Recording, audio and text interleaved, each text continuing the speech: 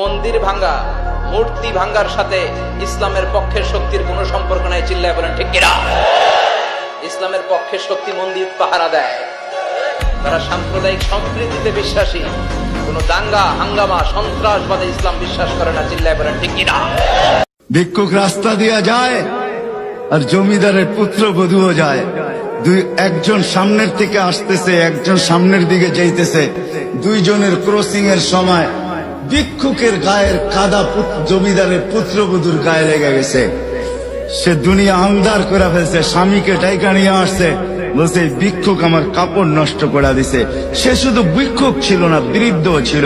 বৃদ্ধ ছিল না শুধু, জীর্ণ ছিল, শীর্ণ ছিল, শরীরে কাপড় ছিল না, ফাটা চিরা কাপড় ছিল, পায়ে জুতা ছিল না, পেটে ভাত ছিল না।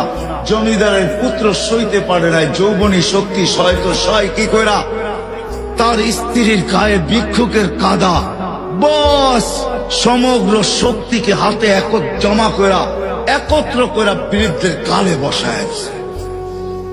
বৃদ্ধ কিচ্ছু বলে নাই, শুধু উপরের দিকে তাকায় দুই তিনটা শব্দ উচ্চারণ করছেন।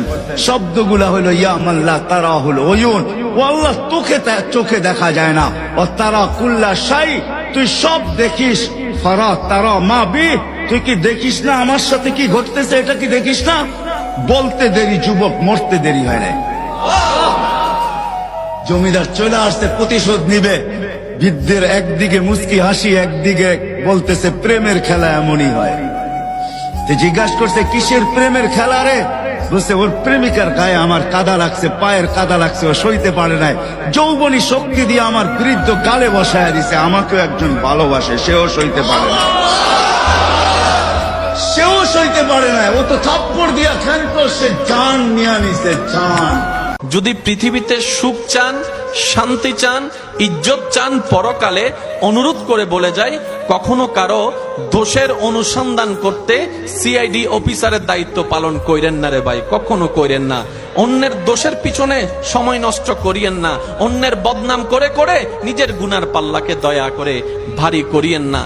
পারলে অন্যের দোষকে গোপন করেন, পারলে অন্যের মুখে হাসি ফোটান, পারলে অন্যের ইজ্জতের হেফাজত করেন, পারলে অন্যের ইজ্জত দেওয়ার চেষ্টা করেন, পারলে ক্ষুধার্তর মুখে খাবার তুলে দেন, পারলে তৃষ্ণার্তকে পানির ব্যবস্থা করে দেন, পারলে একটা এতিমের মাথায় অভিভাবক হিসেবে ছায়া হয়ে দাঁড়িয়ে যান।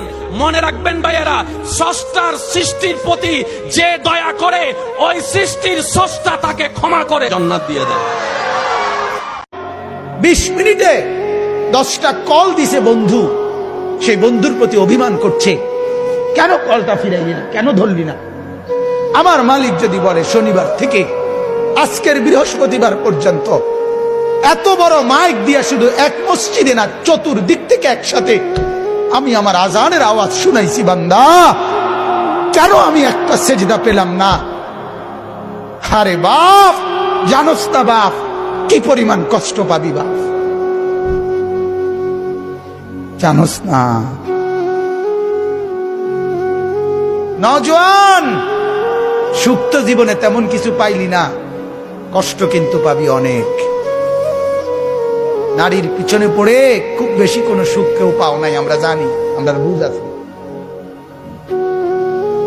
মোবাইলে চাইয়া, নর্তকী চাইয়া খুব বেশি কোনো আনন্দের কিচ্ছু নাই, আমরা একটা বুঝ আছে, আমরা আইডিয়া আছে, আমরা একেবারে সিরিয়া খাই না। রং তামসায় খুব বেশি সুখ পাওয়া যায় না,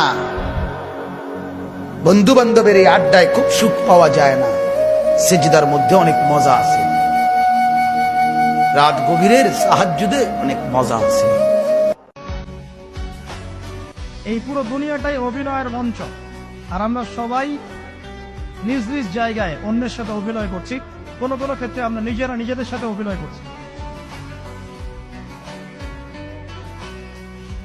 দুনিয়াতে সবচাইতে জঘন্য মানুষ হচ্ছে সেই মানুষ যে মানুষকে মিথ্যা আশ্বাস দেয়, যে মানুষকে মিথ্যা ভালোবাসা দেখায়, আর যখন মানুষটা ভালোবাসায় সত্যি চলে আসে তখন সে বেঈমানি করে হাতটা ছেড়ে দেয়।